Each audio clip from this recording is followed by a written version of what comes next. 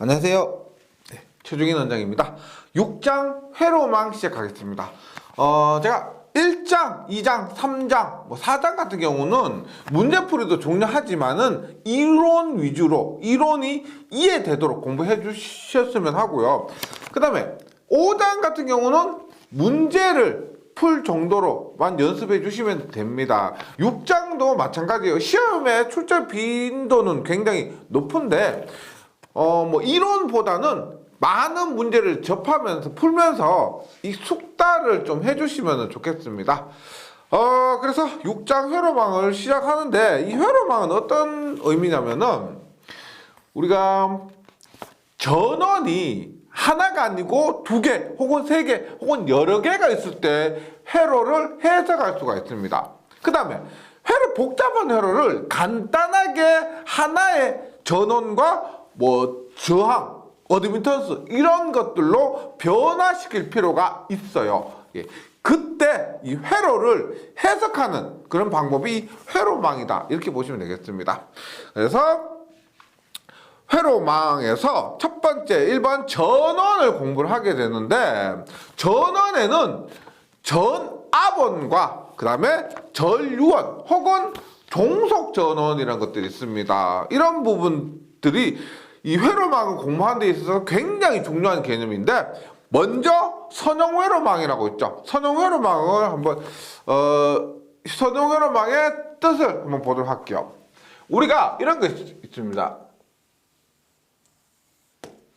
예를 들어서 전압이 있고 전류가 있으면 일반적으로 저항 같은 경우 전압이 증가하면 전류가 이렇게 증가하게 되겠죠. 1V일 때 1A가 흘렀다면 2V일 때는 2A, 10V일 때는 10A가 흐르는 것. 이런 것들을 우리가 선형 회로망이라고 합니다. 선형 회로망. 망이고 우리가 R, L, C, 컨덕턴스까지 이런 소자들이 들어간 회로를 선형 회로망이다. 이렇게 보시면 돼요.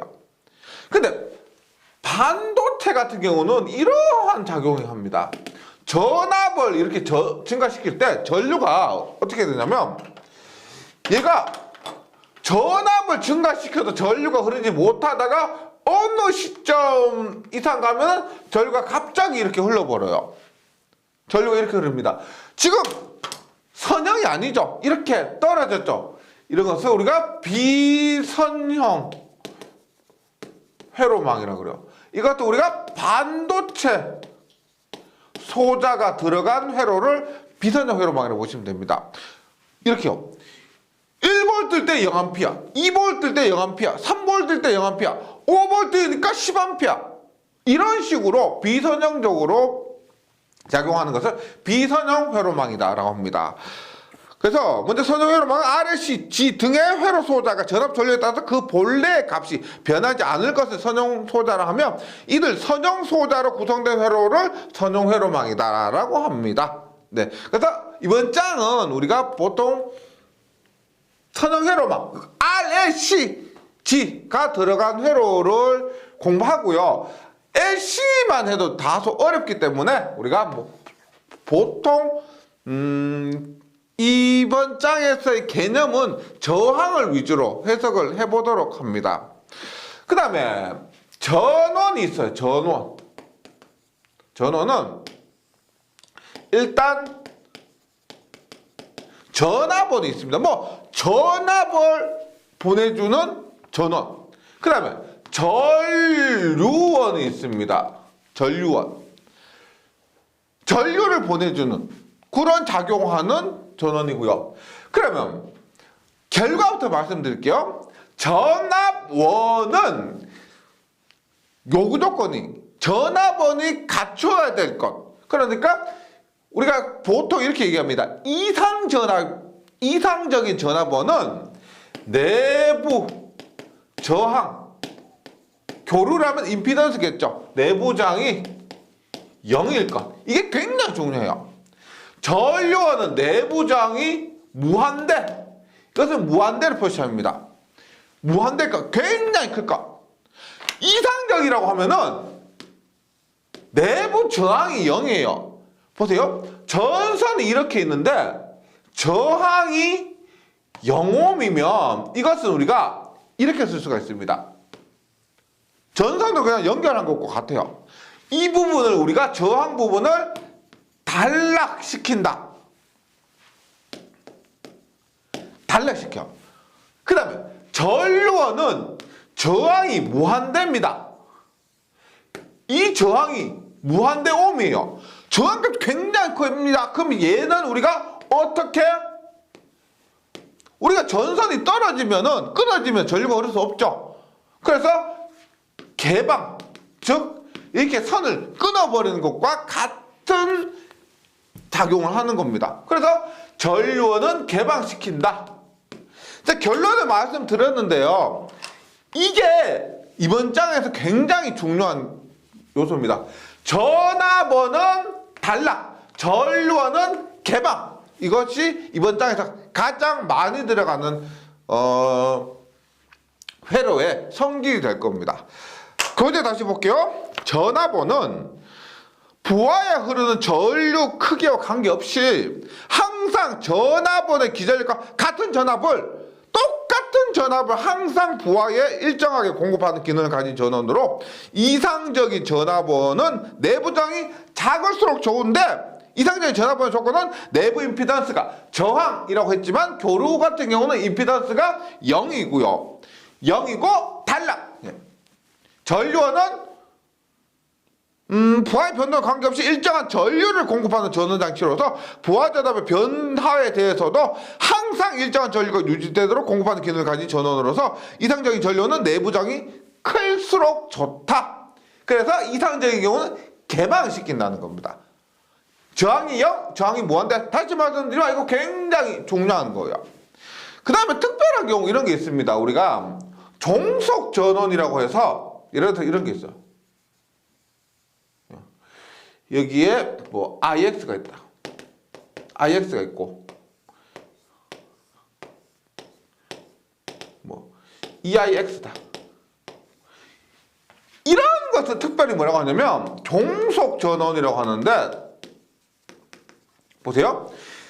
전압원과 전류원은 전류나 전압이 변하더라도 일정한 전압과 전류를 공급해 주는 전원이라고 그랬죠. 그래서 얘들은 변하지 않는 건데 종속 전원이라는 것은 뭐냐면 여기 흐르는 전류가 IX라고 했죠. 그럼 이 IX 값이 변하면 그 IX 값에 따라서 흐르는 전류가 변합니다. 이런 것을 우리가 종속 전원, 여기 흐르는 전류에 따라서 변하는 것을 얘기하는 겁니다. 이것은 간간히 한 몇 년에 한 번 정도 시험에 한 번 출제되고요. 우리가 이번 장에서 중요한 것은 전압원 전류원의 개념, 그리고 다시 말씀드리지만 이상적인 전압원과 이상적인 전류원의 조건, 단락과 개방입니다. 네, 그러면 혹시 궁금하실 수가 있는데 전압원은 왜 내부장이 0이고 전류원은 왜 무한대가 되어야 하느냐 간단하게 설명드릴게요. 보세요. 예를 들어서 전압원이 있는데 얘가 99옴입니다. 99옴이고 교류를 할게요. 100볼트를 내가 인가를 합니다. 그러면 잘 아시겠지만 여기에 걸린 전압 몇 볼트 걸려요? 여기에 100볼트에 99옴이니까 100볼트가 걸리겠죠. 당연하죠. 100볼트의 높이니까 99옴에는 100볼트가 걸리는 겁니다. 그런데 일장에서도 했었지만 우리가 전원에 그 건전지도 일종의 전원이죠. 그 건전지에도 내부 저항이 포함되어 있습니다.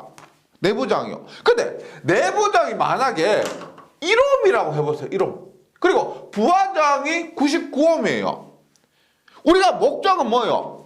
내가 여기 전원을 갖고 부하에 100볼트를 공급하는 것이 목적입니다. 근데 내부장 이름이 존재하게 되면 어떻게 돼요? 내부장 이름이 존재하게 되면 여기에는 100볼트가 아니고 몇 볼트? 전압 분배 법칙에 의해서 99볼트. 여기는 1볼트의 전압이 걸리게 되죠. 아유 1볼트 얼마 안 되네 라고 생각하실 수가 있는데 이상적인 전압원이라면 얘가 1이 아니고 0이라면 조금 전처럼 부하의 전체 전압을 걸 수가 있겠죠. 예. 만약에 0.15ohm이라면은 얼마? 0.15ohm이라면 뭐 여기에 0.1V가 걸리겠지만 이상적이라고 생각했을 때는 0인 것이 좋다. 그래서 0이다. 그럼 얼마? 내부장 부분을 우리가 이렇게 단락시키면 이상적인 전압원이 된다. 이런 의미예요. 전류원 볼게요. 전류원. 얘가 1ohm이에요. 1ohm. 그 다음에 전류원이 이렇게 있습니다. 네. 근데 전류원은 저항을 이렇게 병렬로 연결시켜요. 이 관계는 우리가 6장 회로망에서 대분항과 노턴을 배우게 되면은 대분항 등가변환, 노턴 등가변환을 배우게 되면 이렇게 직렬로 연결된 전압원을 요거 있죠, 요거 전원과 내부장을 이것이 대분항 등가회로인데 노턴 등가회로를 하면 전류원과 이렇게 병렬 저항으로 바꿀 수가 있습니다.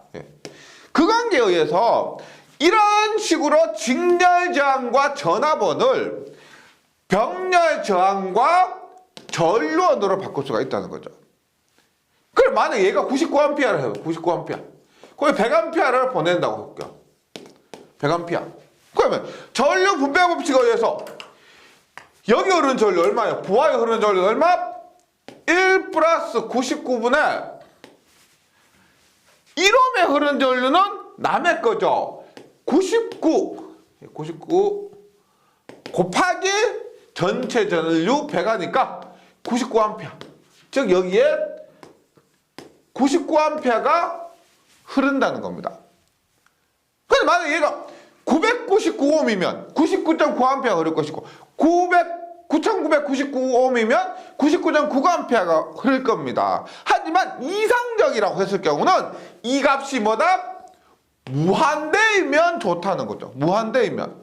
그럼 얘는 전류를 공급하는 목적 외에 이 부분은 임피던스 자체는 뭐다?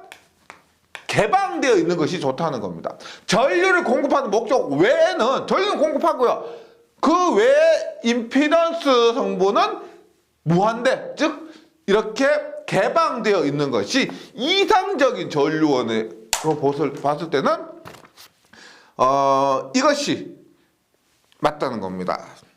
네, 이거 꼭 기억을 해주시기 바랍니다. 그 다음에 전압원의 직렬 접속과 전류원의 병렬 접속이 있는데 우리가 전압원을 직렬로 연결시키고요. 전류원은 병렬로 연결시킵니다. 전압원을 병렬로, 전류원을 직렬로 연결시키지 않아요. 한번 봅니다. 일단 교재를 보시면 전압원은 이렇게 있습니다.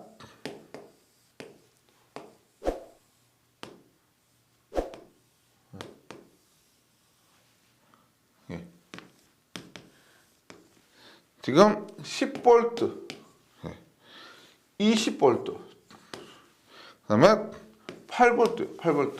그러면 이렇게 때 하나의 전압원으로 만들 필요가 있습니다. 보세요. 짧은 쪽이 마이너스고 긴 쪽이 플러스죠. 짧은 쪽이 마이너스고 긴 쪽이 플러스예요. 짧은 쪽이 마이너스고 긴 쪽이 플러스입니다. 그러면 전류는 어떻게 흐르느냐? 플러스에서 마이너스, 얘는 이렇게 흐르죠. 플러스에서 마이너스 흐르니까 얘도 이렇게 흐르죠. 그 다음에 얘는 어떻게 돼요? 플러스 마이너스니까 얘는 전류가 이렇게 흐릅니다. 전류 방향이 얘하고 얘 두 개는 같은데 얘 하나는 반대죠. 그러면 10V, 20V, 8V면 이 두 개는 전류의 방향이 같으니까 더해줍니다. 합하면 얼마요? 30V. 얘는 얼마요? 8V는 빼주는 거죠. 따라서 얘는 어떻게? 방향 어떻게 돼요? 이렇게 되죠.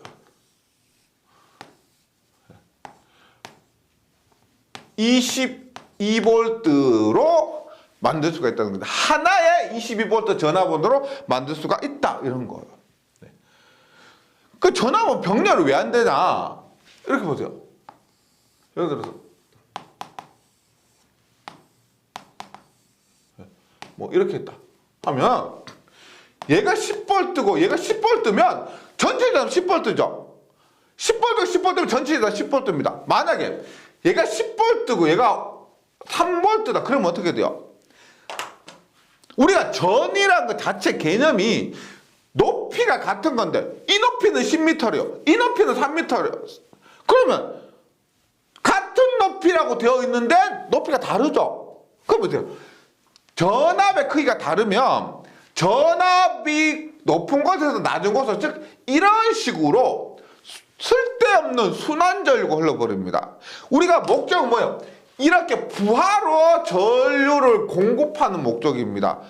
부하로 공급해요. 근데 쓸데없이 전압의 높이가 다르다 보니까 여기에서 이렇게 전류가 흘러버린다는 거예요. 목적은 이렇게 흐르는 것인데 높이가 다르니까 이렇게 흘러버린다. 그래서 병렬로는 잘 연결하지 않는다. 네. 해도 되는데 의미가 잘 없어요. 그럼 전류원 한번 볼게요. 전류원은 병렬로 연결을 합니다.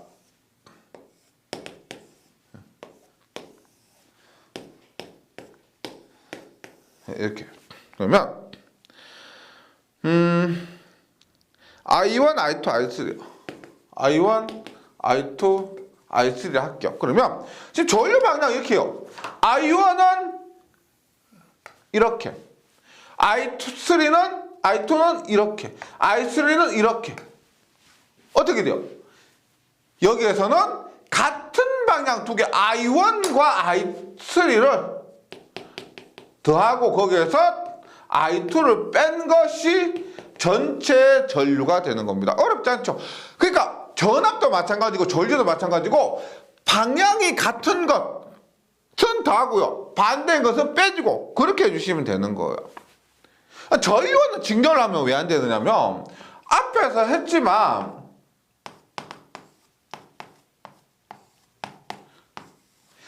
전류원, 이상적인 전류원은 내부 임피던스가 무한대라 그랬죠. 그럼 얘는 끊어진 것과 마찬가지예요. 전류원 하는 끊어진 것과 마찬가지입니다. 그럼 끊어지면 당연히 전류 자체가 흐를 수가 없다는 거예요.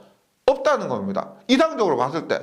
그래서 전압원은 직렬로 전류원은 병렬로 연결하는 것이 일반적이고 그냥 전체 전압과 전체 전류는 이렇게 계산해 주시면 되겠습니다. 극성이 같은 것 더하고 극성이 반대인 것은 빼주고 이렇게 해주시면 돼요.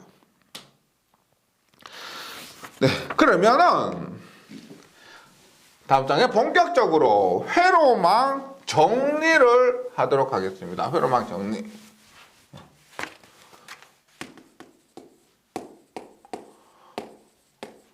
회로망의 정리인데 우리가 이번 장에서 배울 것은 총 4가지입니다. 1번 중첩의 정리. 중첩의 정리인데 중첩되었다, 중복되었다. 뭐가 중첩되었다, 중복되었을까? 이것은 전원이 2개 이상일 경우. 우리가 지금까지 1장, 2장, 3장, 4장 하면서 전원이 한 곳에서 공급됐죠. 즉 전원이 한 개라고 봤는데 우리가 복잡한 가전제품 같은 것도 보면은 전원이 여기서도 오고 여기서도 오고 그렇게 되겠죠. 그러면 전원이 2개 이상인 회로를 해석하는 것이 중첩의 정리입니다. 그 다음에 2번째 대분항 혹은 이 외국 사람이기 때문에 태분항이라 할 때도 있고요. 대분항, 태분항 이렇게 합니다. 얘는 복잡한 회로를 해석하는데 복잡한 회로를 전압원 더하기 임피던스 복잡한 회로를 전압원과 임피던스의 간단한 회로로 나타내는 방법을 대분항 정리라고 합니다. 근데 이게 대분항에서는 전압원과 임피던스가 나타나는데, 임피던스라는 것은 저항이나 뭐 리액턴스 이런 것들이 직렬로 연결된 것을 얘기합니다. 제가 1장에서도 말씀드렸지만 직렬로 연결됐을 때는 저항, 임피던스로 계산하는 것이 좋고, 병렬로 연결됐을 때는 어드미턴스, 컨덕턴스 이렇게 계산하는 것이 좋다 그랬죠. 여기에서 말하는 임피던스라는 것은 직렬로 연결된 것, 전원과 직렬로 연결됐다, 그런 의미예요. 세 번째, 노트는 복잡한 회로를 뭘까요? 반대요. 전류원과 어드미턴스로 나타내는 겁니다. 이것이 노튼 정리고요. 네 번째, 밀만입니다. 밀만은 우리가 얘가 가장 빈도가 적어요. 사용 빈도가 적은데, 부득이하게 전압원이 병렬로 여러 개 사용됐을 때, 이런 것도 보통 문제를 위해서 출제된 것인데, 1번, 2번, 3번은 우리가 뭐 필기뿐만 아니고 실기에서도 나올 수가 있습니다. 실기에서 나올 수가 있고요. 4번 밀만 같은 경우는 뭐 필기에서 간간히 출제되고 실기에서는 거의 출제 비중이 없습니다. 네, 그래서 먼저 중첩의 정리부터 한번 공부해 보도록 할게요. 중첩의 정리인데, 이렇게 보시면 돼요. 결론을 먼저 말씀드릴게요. 중첩의 원리는 전원 개수만큼 그림을 그려서 해석합니다. 전원 개수만큼 그림 그려서 해석한다. 만약에 전원이 2개다, 그럼 그림 2개 그리시면 돼요. 전원이 3개다, 그럼 그림 3개 그리시면 됩니다.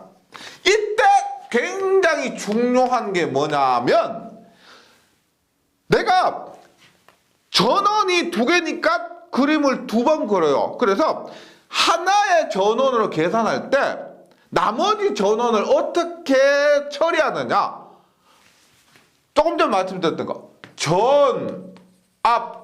전압원은 단락, 전류원은 개방. 이게 지금 들으니까 엄청 간단한 것 같아요. 뭐 이게 어렵나라고 생각하실 수가 있는데, 문제 풀 때마다 계속 깜빡깜빡 하세요. 이게 가장 중요한 겁니다. 그럼 교재 내용을 한번 보도록 할게요. 중첩의 원리라고 해서, 중첩의 정리라고 해서 얘는 선형 회로망에만 적용됩니다. 다른 것들은 비선형 회로망에 적용될 수도 있는데 어렵지만은, 이 중첩의 정리는 선형 회로망에만 꼭 적용을 해야 되는 겁니다. 뭐 RLC지만 사용된 회로, 반도체 소자에서는 이 중첩의 정리가 적용되지 않는다는 겁니다. 왜? 반도체에서는 1V 때 1V, 2V, 1V일 때 1A, 2V일 때 2A가 안 된다고 했죠.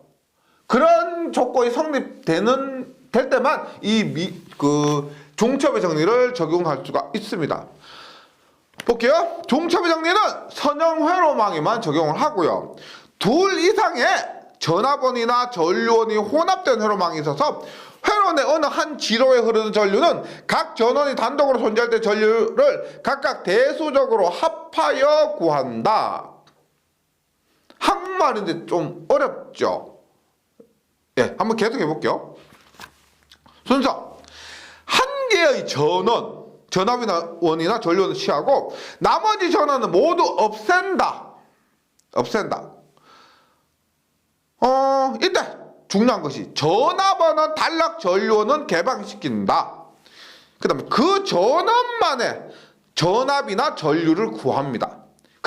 그 다음 전원을 취해서 전원 수만큼 이전 단계를 반복하고, 구하려는 지로의 전류는 각각의 전원에 의해 구한 전류 값을 대수적으로 합해서 구하는데, 이때 전류 방향이 같은 것은 플러스라고 다른 것은 마이너스한다. 아, 참 말이 어렵죠. 볼게요. 이런 것은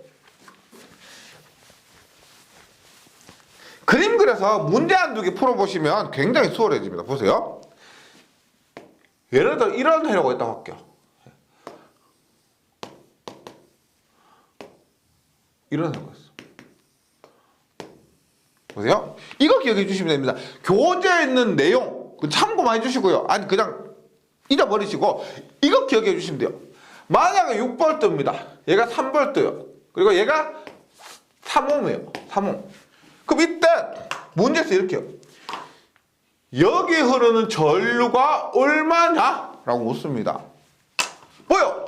전압원이 두 개죠. 전압원이 두 개니까 뭐다? 중체회 원리로 풀이하시면 됩니다. 그게 뭐냐 그래서 제가 전압원이 두 개면 그림 두 개 그리고 전압원이 세 개면 그림 세 개 그리고 네 개면 네 개 이렇게요. 어떻게 하느냐? 두 개 그립니다. 얘 먼저 해볼게요.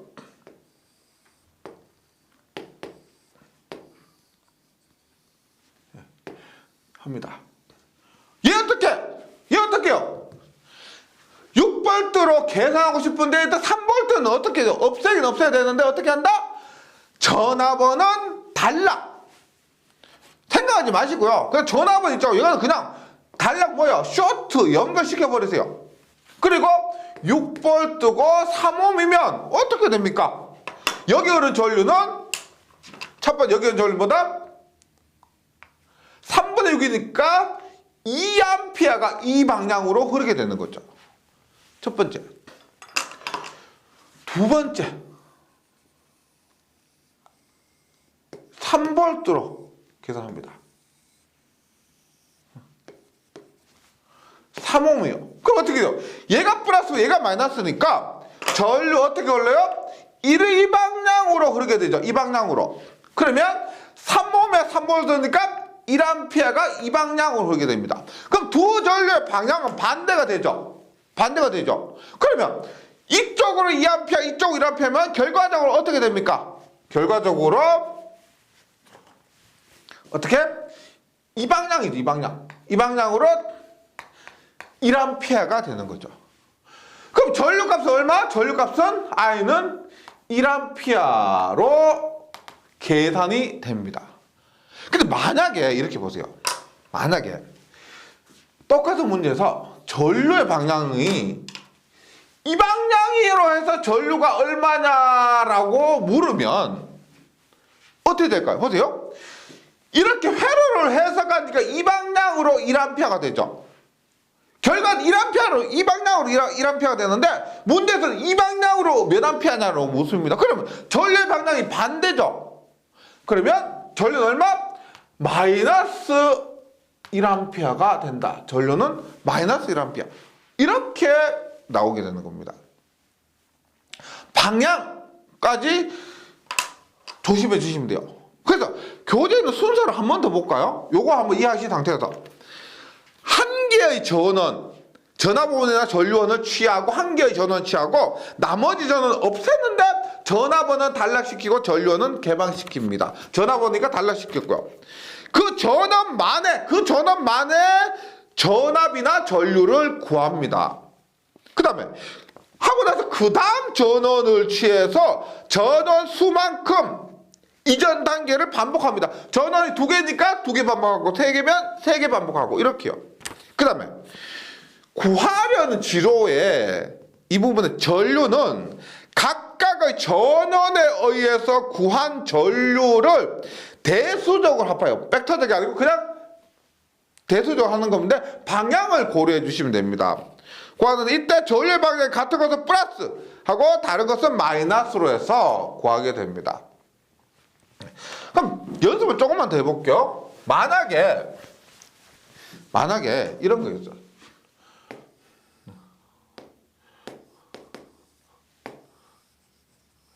그래서 전류는 어떻게 될까?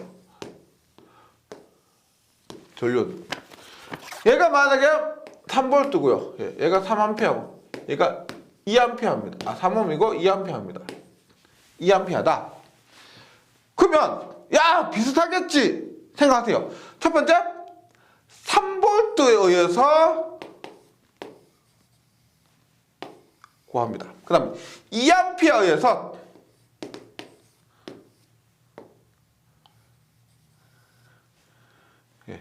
이렇게 구합니다. 그럼 여기 흐르는 전류가 얼마일까? 한번 계산해 보세요. 야, 이 정도는 그래도 쉽다라고 생각하실 수가 있는데 중요한 또 개념이 들어가요. 보세요. 전압원을 해서 전류원은 개방시키죠. 그러면 보세요. 개방시킵니다. 이 부분 어떻게 해요? 2A 부분 이걸 단락시키는 분이 계세요. 안 해요. 전류원이기 때문에 개방시킵니다. 그럼 그때 흐르는 전류 얼마요? I는 얼마요? 3V일 때 I는 여기 흐르는 I는 얼마일까?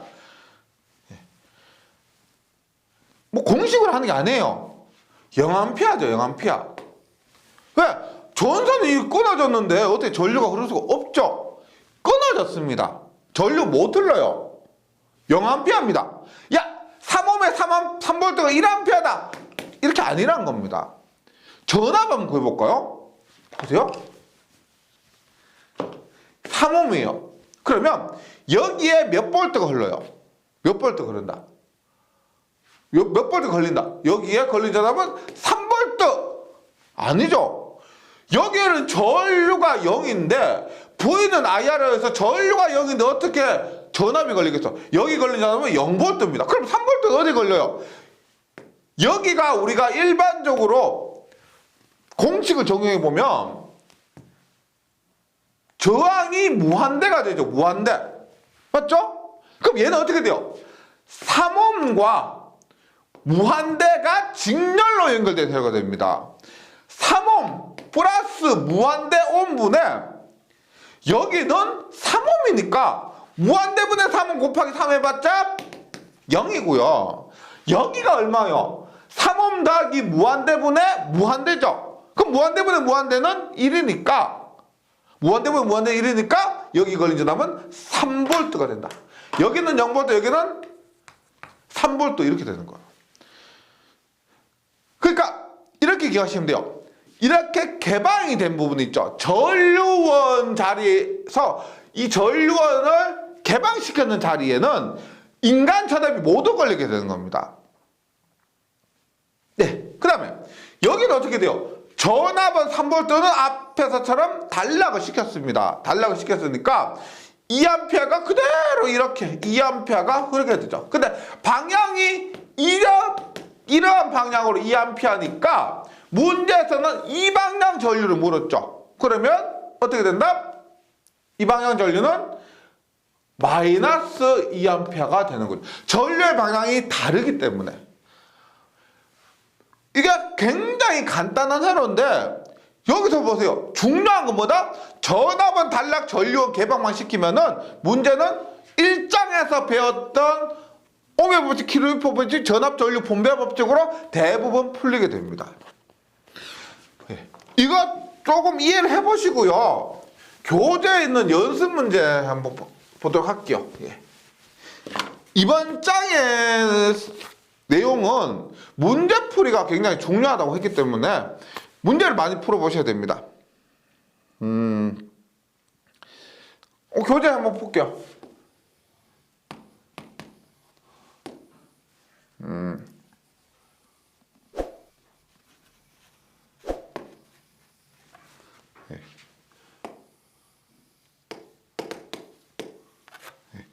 이것 6V 2ohm 4ohm 6A입니다. 지금 전원이 2개짜리를 하고 있는데 우리가 출제하시는 분들도 양심이 있기 때문에 전원 3개, 4개, 5개 이렇게 막 하지 않습니다. 보통 해도 2개, 뭐 3개 이 수준에서 출제를 합니다. 아니면 너무 복잡이시잖아요. 그래서 너무 복잡한 것까지는 하지 않으셔도 되고 교재에 있는 수준으로 문제풀이 해주시면은 뭐 이번 장에 문제는 뭐 시험 준비하는 데는 전혀 지장 없을 거라고 생각합니다. 볼게요. 그러면 1번으로 해서 얘만 갖고 합니다. 얘만 갖고 하면 전압은 전류원은 개방인데 개방은 있죠. 차라리 거슬리니까 어차피 선이 끊어졌잖아요. 끊어졌다. 그럼 얘는 그냥 떼버리는 게 좋습니다. 떼버려요. 이렇게 떼버려요. 끊어졌으니까. 그러고 나서 6V 2ohm의 4ohm. 묶고 있는 것이 지금 4ohm에 흐르는 전류죠. 그러니까 전류의 방향이 이겁니다. 전류가 얼마나 이걸 물어요. 그러면 이때 여기는 전류 구합니다. 얼마? 6V 2ohm에 4ohm입니다. 합하면 6ohm에 6V니까 이 방향으로 1A가 되는 거죠. 이 방향으로 1A.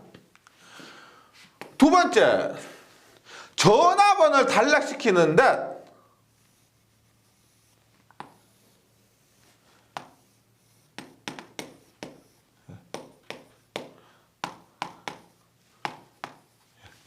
중요한 건 이게 있어요. 보세요. 내가 저항을 보는 방향에 따라서 전압원 기준으로 이렇게 보면은 전류원을 떼버렸습니다. 그러면 어떻게 해요?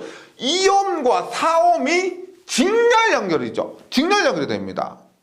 근데 전류원 기준에서 볼게요. 전압원을 단락시켰죠. 전압을 단락시켜 이렇게 됩니다. 그러면 전류원 기준으로 보면 얘는 어떻게 돼요? 4ohm과 2ohm이 직렬이 아니고 전류가 이렇게 분배가 되죠. 전류가 분배가 되면 이것은 병렬 연결입니다. 얘는 보세요. 여기 흐르는 전류와 여기 흐르는 전류와 여기 흐르는 전류가 다 같죠. 전류가 같기 때문에 직렬 연결이고요. 전류원 기준으로 봤을 때는 전류가 분배가 된다. 분배가 되면 병렬이요. 그러면 얘는 병렬 연결이 됩니다.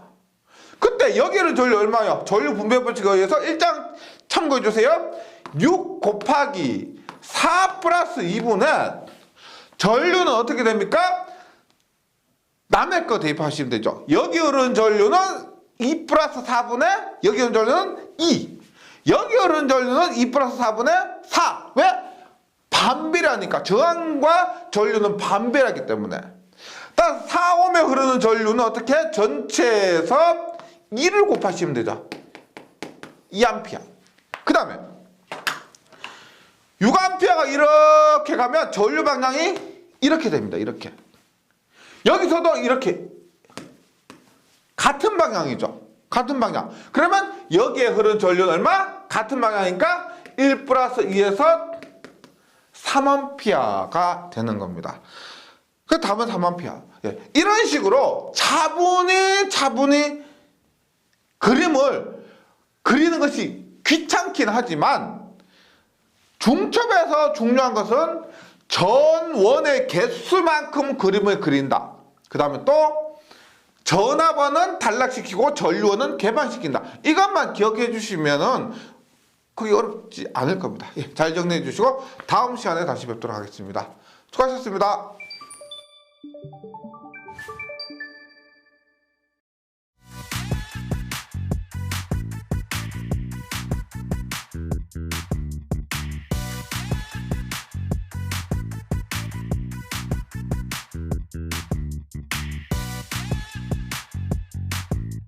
전기 소방 자격증 전문 교육으로 합격을 번개 배송.